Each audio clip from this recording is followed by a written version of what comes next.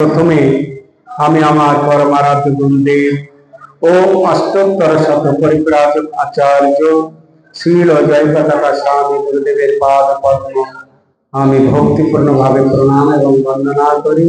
তৎপরে ISKCON প্রতিষ্ঠাতা আচার্য শ্রীল অভয় চরণারবিন্দ ভক্তি বেদান্ত স্বামী শ্রীল প্রভুপাদ আমাদের পরম গুরুদেব ওনার শ্রীপাদ পদ্ম বন্দনা পূর্বক উপস্থিত সকল ভক্ত সজ্জন মন্ডলী মাতৃমন্ডলী সকলকে যথাযথ সম্মান দণ্ডবত প্রণতি নিবেদন জানিয়ে আজকে আমরা পশ্চিম মেদিনীপুর বেল্লা থানায় এসে উপস্থিত হয়েছি। তো খুব সুন্দর অনুষ্ঠানের আয়োজন হয়েছে, তো আমরা কিছু সময়ের জন্য ভগবানের কথা শ্রবণ করব। তো বর্তমান যে মাস আজকে শুরু হয়েছে এটি হচ্ছে খুব সুন্দর মাস। তো আমাদের 12টা মাস আছে। তো 12টা মাসের মধ্যে 3টি মাস খুব গুরুত্বপূর্ণ মাস। এক হচ্ছে কি বৈশাখ মাস। এই বৈশাখ মাস কেন? এই বৈশাখ মাসে খুব পুণ্য সঞ্চয় করা যায়। এই বৈশাখ মাস হচ্ছে জল দানের মাস। জল দেখবেন জল ছত্র তৈরি হয়, জল ছত্র। মারোয়াড়ি বিশেষ করে যারা পাঞ্জাবি মানুষ আছে তারা খুব জল দান করে এই মাঝে। শুধু জল দেয় না, আমি অনেক জায়গায় দেখেছি ফলের জুস, আখের জুস মানুষকে পান করান। কেন? এই মাসটা খুব সুন্দর মাস, পুণ্যের মাস। জল বাতাসা এগুলো প্রদান করেন। আর একটি মাস হচ্ছে কি না মাঘ মাস, মাঘী স্নান। মাঘ মাসে মাঘী স্নান। এই মাঘ মাসে এই গঙ্গা স্নান, ত্রিবেণী স্নান, কুম্ভ চান খুব গুরুত্বপূর্ণ মাঘ মাসে। তো মানুষ মাঘ মাসে স্নান করলে কি হয়? সমস্ত পাপ থেকে মুক্ত হয়। তো মানুষ মাঘ মাসে স্নান করে অনেক পাপ থেকে মুক্ত হয়। কিন্তু দুঃখের বিষয়, পাপ থেকে মুক্ত হয়, পুরনো খাতা সব শোধ হয়ে গেল, আবার নতুন খাতায় বৈশাখ থেকে যেমন খোলা হয় না, মানে যাদের বাকি আছে পয়লা বৈশাখে সব শোধ করে। তো এইরকম গঙ্গা স্নান, কুম্ভ চান, গঙ্গা সাগরে স্নান করে পাপ মুক্ত হয়, আবার নতুন খাতা খুলে যায়। তো সেটাই কোনো লাভ হয় না। তারপরে আর একটি মাস আছে, খুব সুন্দর মাস, সেটি হচ্ছে দামোদর মাস, কার্তিক মাস, যখন দীপদানের মাস। এই দীপদানের মাস খুব সুন্দর। তো আমাদের ইস্কন মন্দির থেকে সারা পৃথিবীব্যাপী এই দীপদান অনুষ্ঠান চলে। তো সারা পৃথিবীর কোটি কোটি মানুষ এই দীপদানে অংশগ্রহণ করে তারা ভগবানের কৃপার ভাজন হন। তো এই 3টে মাস আমাদের সারা বছরের ভিতরে সর্বশ্রেষ্ঠ মাস। এই বৈশাখ মাসের মাহাত্ম্য আমাদের মদীয় গুরুপাদ পদ্ম সেদিন একটি ক্লাসে বলছিলেন। তো এই বৈশাখ মাসে মাহাত্ম্যটা কত সুন্দর। ওখানে একজন দাঁড়াও, এদিকে আসতে দিবেন, আপনি পরে আসবে, ঠিক আছে? ওইখানে বসো, একজন দুইজন বসো, এইদিকে আসতে দিবে না, পরে আসবে প্রণাম করতে, বুঝা গেল? তো এই বৈশাখ মাসের মাহাত্ম্য খুব গুরুত্বপূর্ণ মাস। তো এক সময় একজন ব্রাহ্মণ, তো খুব নিষ্ঠাবান ব্রাহ্মণ ছিলেন। তো নিষ্ঠাবান ব্রাহ্মণ হয়েও কিন্তু তার খুব দরিদ্রতা। তার স্ত্রী আছে, ঠিক মতো সংসার চলে না। তার 2টো ছেলে এবং একটি মেয়ে আছে, তাদের ঠিক মতো ভরণ পোষণ দিতে পারে না। তাদের ছেলে মেয়ে নেই, শুধু স্বামী আর স্ত্রী, ছেলে মেয়ে নেই। তো স্বামী স্ত্রী থাকে কিন্তু খুব অভাব। তো স্ত্রী খুব দুঃখ পায় যে তুমি এইরকম এত দরিদ্র, আমাকে খাওয়াতে পড়াতে পারো না, তুমি কেন আমাকে বিয়ে করলে? তো এখন বলছে কি আর করবো, আমি তো আর এইরকম জেনে শুনে তো কিছু করিনি, এখন আমাদের এই ভাগ্যে আছে, এই হবে। তো তখন কি হবে? তো আমাদের এই দরিদ্রতা কেন, আমরা কেন খাওয়া পড়া ঠিক মতো পাচ্ছি না? তারপরে আর একদিকে আমরা নিঃসন্তান, আমাদের কোনো সন্তান নেই। তো এইভাবে কি জীবন যাপন করা যায়? তখন তার স্ত্রী খুব সুন্দর একটি উপদেশ দিলেন, তুমি যাও, এই বনের ভিতরে একটি সুন্দর আশ্রম আছে, জৈমিনী ঋষির আশ্রম, তুমি সেখানে যাও। তো সেখানে জৈমিনী ঋষি নিশ্চয় তোমাকে একটা সিদ্ধান্ত দেবেন কিভাবে আমরা অর্থ, পুত্র সবকিছু লাভ করতে পারি। তখন সেই ব্রাহ্মণ সেই বনে গেলেন, জৈমিনী ঋষির আশ্রমে গেলেন। আশ্রমে গিয়ে তার কাছে প্রণাম আদি করে তখন ঋষিবর বললেন, কি ব্যাপার, আপনি কেন এসেছেন, কি ব্যাপার, বসুন। তো বসলেন। তো তখন তিনি বললেন, দেখুন, আমার ব্রাহ্মণ পরিবারে জন্ম হয়েছে, এই ব্রাহ্মণ পরিবারে জন্মগ্রহণ করেও আমার বড় অভাব অনটন এবং কোন পুত্র সন্তান আমার নেই। এইভাবে কি আর জীবন যাপন করা যায়? আমরা বড় দুঃখী। তা আপনি কৃপা করে আমাদের এই দুঃখের সমাধান করুন। তখন সেই জৈমিনী ঋষি তখন কি করলেন না, তিনি ধ্যান যোগে তিনি বসে গেলেন। তো জৈমিনী ঋষি ছিলেন ত্রিকালজ্ঞ, ভূত ভবিষ্যৎ বর্তমান তিনি সম্বন্ধে তিনি অবগত। তিনি তখন ধ্যান যোগে দেখলেন তার অবস্থাটা। তখন বললেন, আপনি এই জীবনে কর্মফল ভোগ করছেন, আপনি আগের জীবনে খুব ভালো ছিলেন, অনেক ধনী ব্যক্তি ছিলেন। তো ধনী ব্যক্তি হয়েও আপনি বড় কৃপণ ছিলেন, কোনো দান ধ্যান কাউকে কোনো কিছু প্রদান করতেন না, আপনি শুধু অর্থগুলো নিজে রাখতেন ভবিষ্যতের জন্য। আপনার ছেলে মেয়েদেরও আপনি ঠিক মতো খাওয়া পড়া দিতেন না, আপনার স্ত্রীকেও ঠিক শাড়ি গয়নাগাটি কিছু কিনে দিতেন না, ছেলেদের এরকম কোনো কিছু খাওয়া পড়া ঠিক মতো দিতেন না, শুধু অর্থগুলো সংগ্রহ করতেন। এত কৃপণ ছিলেন। তো তারা খুশি ছিল না, ছেলে মেয়েরা খুশি ছিল না, স্ত্রীও খুশি ছিল না। তো তার জন্য এইবার আপনি জন্মগ্রহণ করে এরকম আপনি নিঃসন্তান হয়েছেন, যেহেতু ছেলেদের আপনি দেখাশোনা করেননি ঠিক মতো। তো আপনার স্ত্রী খুব ভাগ্যবতী, কেন আপনার স্ত্রী আগের জন্মে খুব ভক্তিমতী ছিল, ভগবানের সেবা পূজা করতেন, তাই আপনার সঙ্গে বিবাহ আবার হয়েছে, তাই আপনার সঙ্গে আছে। তো এখন আপনি এক কাজ করুন, আর এই বৈশাখ মাসের মাত্র 7 দিন আছে। তো এই বৈশাখ মাসের 7 দিন আছে, তারপরে আবার জ্যৈষ্ঠ মাস আসবে। তা আপনি এই 7 দিন সময় কাজ করুন, আপনি বৈষ্ণব সেবা দিন, বাড়িতে বৈষ্ণবদের ডাকুন। তো এই বৈষ্ণবদের কৃপা লাভ হলে কি হবে না, আপনি পুত্র সন্তান লাভ করতে পারবেন, অর্থ লাভ করতে পারবেন। তা আপনি বাড়িতে বৈষ্ণবদের আহ্বান করুন। তখন সেই ব্রাহ্মণ সেই কথা শুনে তখন কি করলেন না, সমস্ত বৈষ্ণবদের আহ্বান করলেন। তো বৈষ্ণবদের আহ্বান করে নিমন্ত্রণ করে আনলে খুব ভালো। বৈষ্ণবরা এমনি যারা উন্নত স্তরের বৈষ্ণব, ওনারা বড় কৃপালু। আপনি ডাকুন না ডাকুন, গৃহস্থদের কল্যাণের জন্য তারা ভ্রমণ করেন। মহান্তের স্বভাব হয় তারিতে পামর, নিজ কার্য নাই তবু যান পর ঘর। যারা মহন্ত, যারা মোহ থেকে মুক্ত হয়েছেন, ওনারা এই জগতে ভ্রমণ করেন যাতে গৃহস্থের কিছু কল্যাণ হয়। গৃহস্থ মানুষ এই সংসারে সমস্ত কাজ কর্ম বিভিন্ন বিষয় আশায় নিয়ে কি হয় না, ভগবানকে ভুলে যায়। তো ভগবানকে ভুলে যখন যায়, তখন সাধুরা কি করেন, বৈষ্ণবেরা তাদের কাছে এসে ভগবানের কথা শ্রবণ করান। কেন, আপনি এই জগতে ওই সংসার করতেই আসেননি, আপনি এই জগতে এসেছেন ভগবানের ভজনা করার জন্য। আর আপনি এই জগতে মনে করছেন অর্থতেই সুখ দেবে, দুঃখ নিবারণ হবে, অর্থ হলেই সবকিছু হবে, অর্থ বিদ্যা এগুলোতে কখনো মনুষ্য জীবন সার্থক হয় না। তো সাধুরা এই সমস্ত কিছু সমস্ত উপদেশ দেন, অর্থই সবকিছু নয়, অর্থের সঙ্গে আমাদের কি করতে হবে, পরমার্থ সংগ্রহ করতে হবে। এই অর্থ, এই যে এনার বাড়ি দেখছেন, 6 তলা 7 তলা বাড়ি করেছেন, কোটি কোটি টাকা আছে, অনেক গাড়ি, কিন্তু এটা কত সময় কাজে লাগবে? যত সময় বেঁচে আছে। তো যত সময় বেঁচে আছে তাও কাজে লাগবে না, ওই 60-70 বছর পরে আর মোটরসাইকেল আর চালানো যাবে না। অর্থ কোটি কোটি টাকা আছে কিন্তু কাজে লাগবে না। কেন?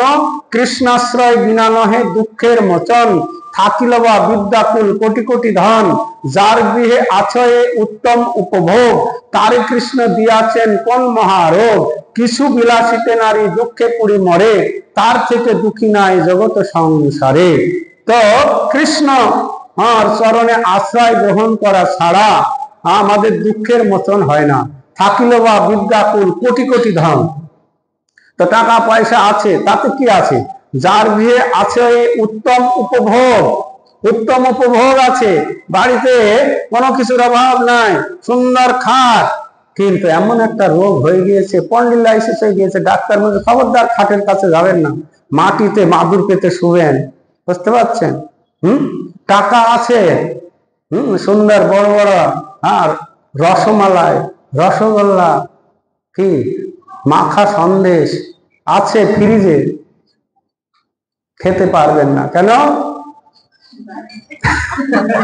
যার গৃহে আছয়ে উত্তম উপভোগ, তারে কৃষ্ণ দিয়াছেন কোন মহারোগ, কিছু বিলাসিতে নারী দুঃখে পরিমাণে, কিছু খেতে পাচ্ছে না, ভোগ করতে পারছে না, তার থেকে আর দুঃখ কি আর আছে? একটা রিক্সা চালাচ্ছে, আপনি 100টা মিষ্টি দিলে মনে হয় খেয়ে নিন, ঠিক রসগোল্লা 50টা খেয়ে নেবে, কিন্তু ওনার আছে কিন্তু খেতে পারবে না। তো এই টাকা পয়সা বাড়ি গাড়িতে আমাদের দুঃখের হাত থেকে রেহাই নেই। তো তাই আমাদের কি করতে হবে না, ভগবান শ্রীকৃষ্ণকে ভজন করতে হবে, শ্রীকৃষ্ণের ভজন করতে হবে। সেই জন্য শাস্ত্রে বলছেন আমরা দুঃখ পাই কখন? যখন আমরা কৃষ্ণকে ভুলে যাই। কৃষ্ণ ভুলি যেই জীব অনাদি বহির্মুখ, অতএব মায়া তারে দেয় সংসার আদি দুঃখ, কবু স্বর্গে উঠায় কবু নরকে ডুবায়, দণ্ড জানে রাজা যেন নদীতে শুবায়, সাধু শাস্ত্র কৃপায় যদি কৃষ্ণ উন্মুখ হয়, সেই জীব নিস্তারয়ে মায়া তাহারে ছাড়ায়, মায়ামুগ্ধ জীবের নাহি কৃষ্ণ স্মৃতি জ্ঞান, জীবের কৃপায় কৃষ্ণ কইল বেদ আর পুরাণ, সাধু শাস্ত্র আত্মরূপে আপনাকে জানান, কৃষ্ণ মোর প্রভু ত্রাতা জীবের হয় জ্ঞান। তো বলছেন যখনই আমরা কৃষ্ণকে ভুলে যাই তখনই কি করেন না, ভগবানের মায়া শক্তি আছে, তো মায়া আমাদের কি করেন? দুঃখ দেন। কি দুঃখ? নাই সংসার আদি দুঃখ দেন। সংসারে কি আমরা সবাই সুখ পাচ্ছি না, দুঃখ পাচ্ছি। অনেকদিন তো সংসার করলেন, অনেকদিন হয়ে গেল না, তো এই সংসারে কি না আমরা আনন্দ পাচ্ছি না সুখ পাচ্ছি? আনন্দ পাচ্ছি না সুখ পাচ্ছি সংসারে? তো সুখ না পেলেও ঠিক, কিন্তু আমরা সংসারে দুঃখ পাচ্ছি, দুঃখ পেলেও আমরা দুঃখটাকে দুঃখ মনে করি না। কেন? জাগতিক বিষয় সুখ বেশি দিন হলে মনে হয় দেশ আছে হুঁশ যায় চলে, ম্যাথর বিস্তার ভার যতদিন বহে, বহিতে বহিতে তার আর ঘৃণা নাহি রহে। তো জাগতিক এই জগতের বিষয় সুখ ভোগ করতে করতে মনে হয় বেশ আছে, হুঁশ চলে যায়, জ্ঞান আর কাজ করে না। ম্যাথর বিস্তার ভার, যারা ম্যাথর তারা পায়খানা ঘাটছে বা ওই দীঘায় শুকনো মাছ যারা ঘাটাঘাটি করছে, তাদের কি গন্ধ লাগছে? তাদের আর গন্ধ লাগে না, ওই করতে করতে গন্ধটা সয়ে গিয়েছে। তা আমাদের এই সমাজে এই সংসারে দুঃখ পেতে পেতে দুঃখটাকে আর দুঃখ মনে হয় না। তো সেই জন্য বলছেন কৃষ্ণ ভুলি যেই জীব অনাদি বহির্মুখ, অতএব মায়া তারে দেয় সংসার আদি দুঃখ, এই সংসারে আমাদের দুঃখ দেয়। কবু স্বর্গে উঠায়, পুণ্য কর্ম করলে স্বর্গে যাওয়া যাবে, বোঝা গেল? পুণ্য কর্ম করলে স্বর্গে যাওয়া যাবে। পুণ্য কি নাই? বৈশাখ মাসে আপনারা জল দান করুন, ফল দান করুন, ব্রাহ্মণ বৈষ্ণবদের ছত্র এই বৈষ্ণব সেবা করুন। বৈশাখ মাসে কি না ছত্র, আগেকার দিনে এগুলো বৈষ্ণবদের ব্রাহ্মণদের ছাতা, এই যে রোদের সময় তো ছাতা দান করলে ভালো, পাদুকা দান করা, ছত্র পাদুকা এগুলো দান করা এই বৈশাখ মাসে খুব উত্তম দান। এগুলো দান করলে কি হবে? পুণ্য হবে, আর এই পুণ্যের ফলে কি হবে না স্বর্গে যাওয়া যাবে। তা আপনারা কে কে স্বর্গে যেতে চান? হাত তুলুন, কে কে স্বর্গে যেতে চান? বাহ, অনেকে স্বর্গে যাবেন। স্বর্গে গেলে ওখানে খুব সুখ ভোগ করা যাবে, বোঝা গেল। কিন্তু স্বর্গে কিন্তু হরিভজন নাই, ওখানে ভগবানের ভজন হবে না, বোঝা গেল। তো সেজন্য ভক্তরা স্বর্গে যেতে চায় না। সেজন্য ভক্তিবিনোদ ঠাকুর খুব সুন্দর ভাবে বলছেন যে প্রভু তব পদ যোগে মরলি নাহি মাগি দেহ সুখ বিদ্যা ধন নাহি মাগি স্বর্গ আর মোক্ষ নাহি মাগি না করি প্রার্থনা কোন বিভূতির লাগে। হে প্রভু, নাহি মাগি স্বর্গ আর মোক্ষ নাই। তো ভক্তরা স্বর্গও চায় না, মোক্ষও চায় না, মুক্তি চায় না। কেন মুক্তি চায় না? তার মধ্যে মোক্ষ বাঞ্ছা কইতেব প্রধান, যা হইতে কৃষ্ণ ভক্তি হয় অন্তর ধ্যান। এই মুক্তি যদি আমরা চাইব, তাহলে আমাদের এই কৃষ্ণ ভক্তি চলে যায়। আর এই মুক্তি ভগবান অনায়াসে দিয়ে দেয়। কৃষ্ণ যদি ছুটে ভক্তে ভক্তি মুক্তি দিয়া, প্রভু কৃষ্ণ নাদান ভক্তি রাখেন লুকাইয়া। তো ভগবান কৃষ্ণ কাউকে সহজে ভক্তি দেন না, মুক্তি দিয়ে দিবেন। তো এইরকম এই বৈশাখ মাসে সুন্দর পুণ্য সঞ্চয় করলে আমরা স্বর্গে যেতে পারবো। তো তাই আমাদের কি করতে হবে না, স্বর্গে যাওয়ার জন্য লালায়িত হলে হবে না, আমাদের কি করতে হবে? কৃষ্ণ ভক্তি। কিসে লাভ হবে? তার জন্য কি করতে হবে? সাধু সঙ্গ করতে হবে। এই কৃষ্ণ ভক্তি কিসে লাভ হয়? কৃষ্ণ ভক্তি কিসে লাভ হবে? ভক্তিস্তু ভগবত সঙ্গেন পরিজায়তে সৎসঙ্গে প্রপদ্যে পুঙ্গি সুকৃতে পূর্ব সঞ্চিতই। তো ভক্তিস্তু ভগবত সঙ্গেন পরিজায়তে, ভক্তি লাভ হয় ভক্ত সঙ্গের মাধ্যমে। ভক্তিস্তু ভগবত সঙ্গেন পরিজায়তে, সৎসঙ্গ, সৎসঙ্গ করতে হবে। সৎসঙ্গের ব্যবস্থা ইস্কন করেছেন। কি সারা পৃথিবীতে বহু মন্দির স্থাপনা হয়েছে এবং গ্রামে গ্রামে গ্রামে নামহাট্য স্থাপনা হয়েছে। তা আপনারা সবাই গ্রামে গ্রামে সব নামহাট্য করবেন, নামহাট্য হবে। আপনার পাড়াতে সকলকে নিয়ে বসবেন। হ্যাঁ, বেল্লা ইস্কন আছে, তাতে খুব ভালো, একটা ভালো সুযোগ আছে। কিন্তু ওটাতে আমাদের সন্তুষ্ট থাকলে হবে না, আরো অনেক কিছু দায়িত্ব আছে। প্রতিদিন সব মন্দিরে যাবে না, যাবে কি? প্রতিদিন মন্দিরে কেউ যাবে না। তা আমাদের কি করতে হবে না, আমার গ্রামে আমার পাড়াতে, আমাদের পাড়াতে কি করতে হবে? কি নামহাট্য স্থাপনা করতে পারে। এই নামহাট্য স্থাপনা করা খুব ভালো। আপনি সবকিছু শিখে যাবেন, ভজন গাইতে পারবেন, পাঠ দিতে পারবেন, রন্ধন শিখবেন, বাজনা শিখবেন। কেন?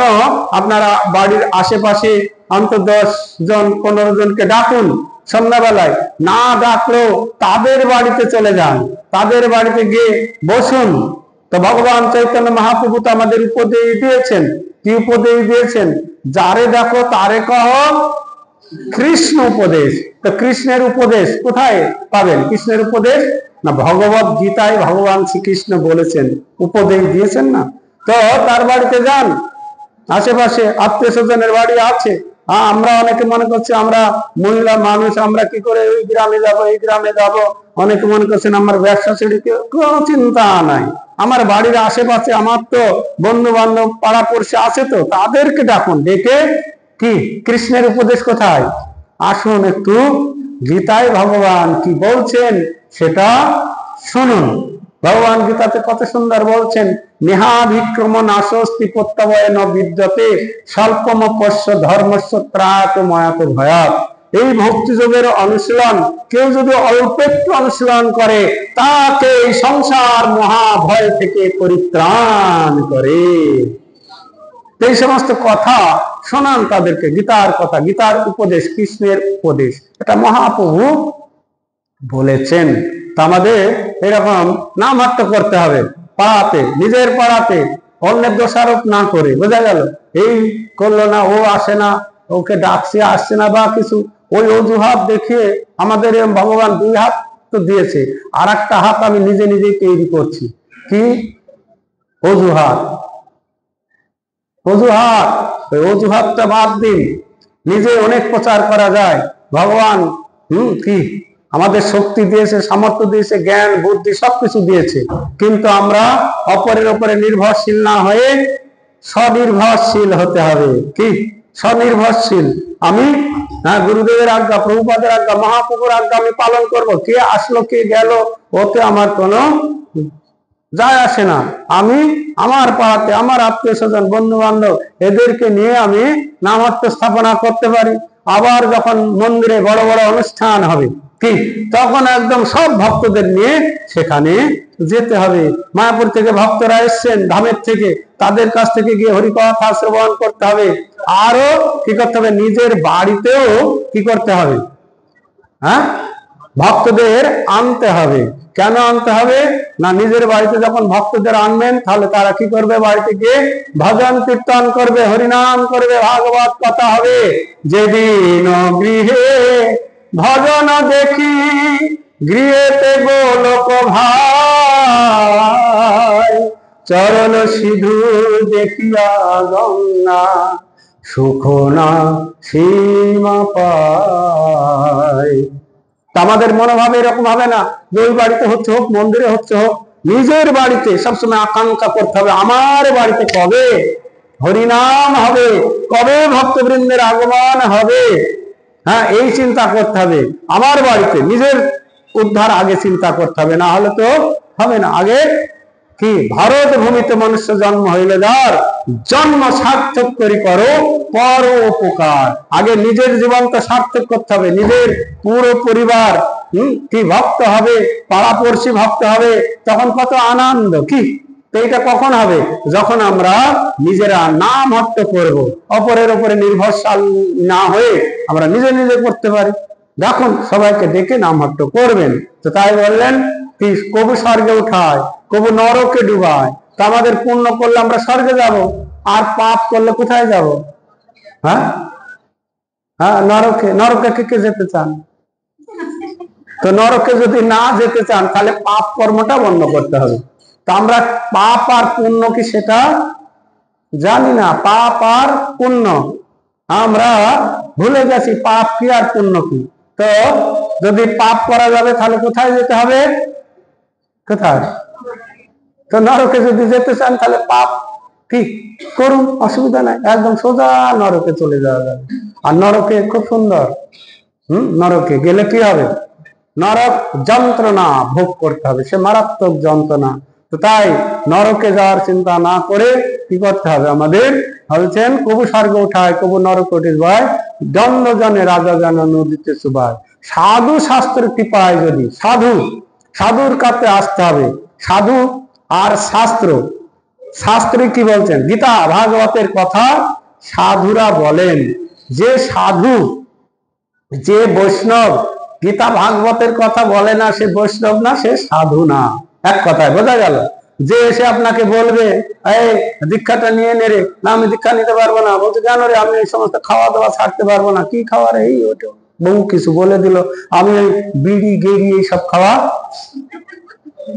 তো তখন গুরুদেব যদি বলে যে না না তোর ওইসব ছাড়তে হবে না, তুই দীক্ষাটা নিয়ে নে, তাহলে বলতে হবে ও ভণ্ড, ও বৈষ্ণব না, ও সাধু না। বোঝা গেল? তো সে কখনো তার শিষ্যকে উদ্ধার করতে পারবে না। সেই পরম বন্ধু, সেই মাতা পিতা শ্রীকৃষ্ণ চরণে যেই প্রেম ভক্তি দাতা গুরু হয়ে যদি গীতার কথা লঙ্ঘন করে, গীতাতে কখনো বলছে না যে রকম যা ইচ্ছা তাই খা, তুই যা ইচ্ছা তাই কর। আর যদি ওই দীক্ষা দিবে তার পাপের ফল গুরুদেবকে ভোগ করতে হবে। শিষ্য যদি পাপ করবে কি তার সব পাপের ফল কে ভোগ করবে? গুরুকে ভোগ করতে হবে। আর এটা ভোগ করা তো গুরুই না, তো তার ভোগ করবে কি? যে দীক্ষা দেয় এরকম, ওইরকম এক সময় পার্বতী চিন্তায় পড়ে গেছে। দেখছি অনেক মানুষ দীক্ষা নিতে লাইন, আমাদের অনেক জায়গায় দেখা যায় দীক্ষার ডেট হয়েছে, অমুক জায়গায় দীক্ষা দিচ্ছে, চল চল চল এই দীক্ষা নিবি রে। তো দীক্ষা সব নিতে যাচ্ছে, আর খুব খুশি, আমার দীক্ষা হয়ে গেল, আমার কোনো চিন্তা নাই। অনেক মানুষ ভাবে দীক্ষা নিলেই উদ্ধার হয়ে গেলাম। দীক্ষা নেওয়া মানে কি কিচ্ছু করতে হবে না। গুরুদেব তো বলে তুই দীক্ষাটা নে, তোর কিচ্ছু করতে হবে না, যা করার আমি করবো। গুরুদেব বলে তুই শুধু দীক্ষাটা নে। পার্বতী চিন্তায় পড়ে গেলেন, পার্বতী গিয়ে একদম শিব ঠাকুরের কাছে গিয়ে, শিব ঠাকুর তো ভগবানের চিন্তায় মগ্ন। প্রভু প্রভু আপনি এইরকম চোখ বন্ধ করে ধ্যান করলে হবে? যে কি হয়েছে? যে জগৎ তো সব উদ্ধার হয়ে গেল। বলছে কি হয়েছে? বলছে দেখুন এইসব দীক্ষা, লাইন দিয়ে সব দীক্ষা নিচ্ছে, দীক্ষা নিতে সব উদ্ধার হয়ে যাবে। যে তাই নাকি? কোথায় দীক্ষা নিচ্ছে? যে হচ্ছে অমুক জায়গায় দীক্ষা দিচ্ছে। কিরম দীক্ষা দিচ্ছে? বলছে কোনো নিয়ম কানুন নাই, গেলেই দীক্ষা দিয়ে দিচ্ছে। কোনো নিয়ম, হরিনামও করতে হবে না, ও গেড়ি খাওয়া ছাড়তে হবে না, বিড়ি খাওয়া ছাড়তে হবে না, মদ খাওয়া ছাড়তে হবে না, শুধু কি দীক্ষা নিলেই হবে। হচ্ছে ও তুমি এইরকম দেখছো, তোদের কি উদ্ধার হবে? তখন শিব ঠাকুর বলছেন, গুরু বহু সন্তি শিষ্য বিত্ত অপহারকা, সদ্গুরু দুর্লভং দেবী শিষ্য সন্তাপহারকা। হে দেবী, পার্বতীকে বলছেন, হ্যাঁ গুরু বহু সন্তি, গুরু বহু মিলবে। কি রকম গুরু? বলে শিষ্য বৃত্ত অপহারকা, শিষ্যের বৃত্ত টাকা পয়সা কি হরণ করার জন্য এরকম শিষ্য গ্রহণ করে গুরু। এরকম গুরু বহু মিলেবে, কিন্তু দুর্লভং সদ্গুরু দেবী, দুর্লভ হচ্ছে সদ্গুরু। সেই সদ্গুরু কি করেন না, শিষ্যের সন্তাপ, এই যে জন্ম মৃত্যুর চক্রে ভ্রমণ করছে, তাকে জন্ম মৃত্যুর চক্র থেকে মুক্ত করে ভগবানের ধামে নিয়ে যাবে, এইরকম গুরু দুর্লভ। তো পার্বতী তখন দেখছিল এই ব্যাপার, বুঝা গেল। তো আমাদের এইরকম কি করতে হবে না, মহাপ্রভু আমাদের শিক্ষা দিয়েছেন। মহাপ্রভুর যেই মত সেই মত সার, আর যার যত মত আছে সকলই অসার। মহাপ্রভুর যেই মত, মহাপ্রভু যে শিক্ষা দিয়েছেন সেটাকে আমাদের গ্রহণ করতে হবে। মহাপ্রভু আমাদের সুন্দর পন্থা দিয়েছেন, সেই পন্থাটাকে যদি আমরা গ্রহণ করি তাহলেই হলো। মহাপ্রভু কি বলেছেন আমাদের? মহাপ্রভু নবদ্বীপ ধামে কত সুন্দর এসেছেন। মহাপ্রভু কেন এসেছেন? শ্রীকৃষ্ণ চৈতন্য প্রভু জীবে দয়া করি, সবার সদস্য ধাম সহবতরি। শ্রীকৃষ্ণ চৈতন্য প্রভু, তো শ্রীকৃষ্ণ চৈতন্য, সেই শ্রীকৃষ্ণ বৃন্দাবনের শ্রীকৃষ্ণ, তিনি চৈতন্য মহাপ্রভু রূপে আসলেন। কেন আসলেন না, যথেষ্ট বিহারী কৃষ্ণ করে অন্তর্ধান, অন্তর্ধান করি কৃষ্ণ করে অনুমান, চিরকাল নাহি করি প্রেম ভক্তি দান, প্রেম ভক্তি বিনা নহে কলি জীবের অবস্থান, সকল জগতে মরে করে বিধি ভক্তি, বিধি ভক্তিতে বোঝ ভাব পাইতে নাহি শক্তি। তো বিধি ভক্তিতে বোঝের ভাব পাবে না। তো সেই জন্য কি করলেন না, সেই ভগবান শ্রীকৃষ্ণ আবার এই জগতে আসলেন। এসে তিনি কি করলেন না, প্রেম রস নির্যাস করিতে আস্বাদন, রাগ মার্গ ভক্তি লোকে করিতে প্রচারণ, রসিক শেখর কৃষ্ণ পরম করুণ, এই দুই হেতু হইতে হয় ঈশ্বর উদ্গম। তো প্রেম রস, ভক্তদের সঙ্গে প্রেমের আদান প্রদান করার জন্য ভগবান এই জগতে আসেন। তো চারটে প্রেমের সুযোগ আছে। কি না, চারটে প্রেম, দাস্য সাক্ষ্য বাৎসল্য শৃঙ্গার চারি রস, চারি রসের ভক্ত যত কৃষ্ণ তার বশ। কৃষ্ণকে বশীভূত করার একমাত্র কি উপায়? কৃষ্ণ প্রেম। এই প্রেমের বশীভূত হচ্ছে কৃষ্ণ। তো সেই কৃষ্ণ কোথায় আসলেন না, এই নবদ্বীপ ধামে এসে তিনি অবতীর্ণ হলেন, হয়ে দেখছেন এই কলিযুগের মানুষ পতিত, সাধন ভজন ত্যাগ তপস্যা এগুলো কিছু করবে না। তো তাই মহাপ্রভু কি করলেন না, এদেরকে যাতে কি প্রেম দিয়ে উদ্ধার করা যায়, প্রেম। তো সেই জন্য মহাপ্রভু কি করলেন না, অত্যন্ত দুর্লভ প্রেম করিবারে দান, শিখায় শরণাগতি ভক্তের প্রাণ। অত্যন্ত দুর্লভ প্রেম, যে প্রেম ব্রহ্মা শিব ইন্দ্র চন্দ্র বরুণ শীতলা মনসা কান্নাকাটি করছে দেবতারা।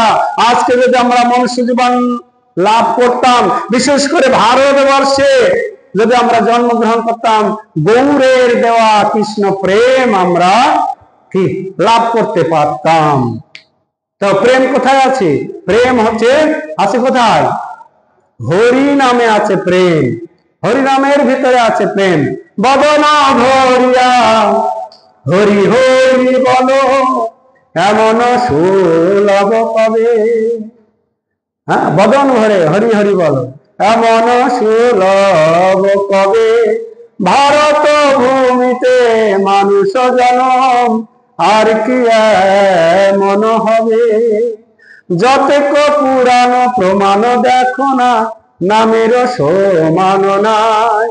নামের কি হলে প্রেমের উদয়, প্রেমেতে হরিকে পায়। তো প্রেম আছে কোথায়? হরিনামের ভিতরে। কিন্তু বর্তমান কিছু গুরু গোসাই আছে লোকাল, শুধু তাদের চিন্তা হচ্ছে টাকা পয়সা রোজগার করা। হ্যাঁ, শিষ্য করছে কিন্তু হরিনাম তারা দিচ্ছে না। সে হরিনাম করবে, সে হরিনাম তারা দিচ্ছে না। তো হরিনাম না দিলে প্রেমটা কোথা থেকে আসবে? হরিনামে তো প্রেম আছে। হরিনাম করতে করতে যখন প্রেম হবে, আর এই প্রেমেই কেবল ভগবানকে পাওয়া যাবে। তাই আমাদের কি করতে হবে? সুন্দর রূপে কি করতে হবে? হরিনাম করতে হবে। হরিনাম করলে আমরা কৃষ্ণ প্রেম প্রাপ্ত হব, আর এই প্রেমে ভগবানকে পাবো। তাই চৈতন্য মহাপ্রভু কি বললেন না, এসে অত্যন্ত দুর্লভ প্রেম পরিবারে দান, শিখায় শরণাগতি। আমাদের শরণাগত হতে হবে। শরণাগতের লক্ষণগুলো কি? দৈন আত্মনিবেদন, রক্ষেত্বে বরণ, অবশ্য রক্ষিবে কৃষ্ণ বিশ্বাস পালন।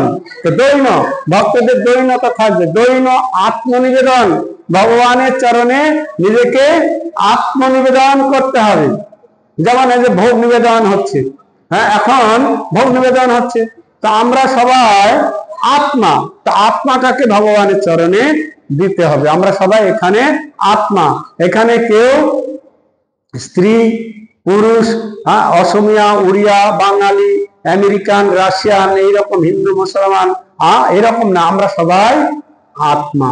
এই আত্মাটাকে ভগবানের চরণে দিতে হবে। ভগবানের চরণে অর্পণ করলে, ভগবান গ্রহণ করলে আমাদের জীবন সার্থক হবে।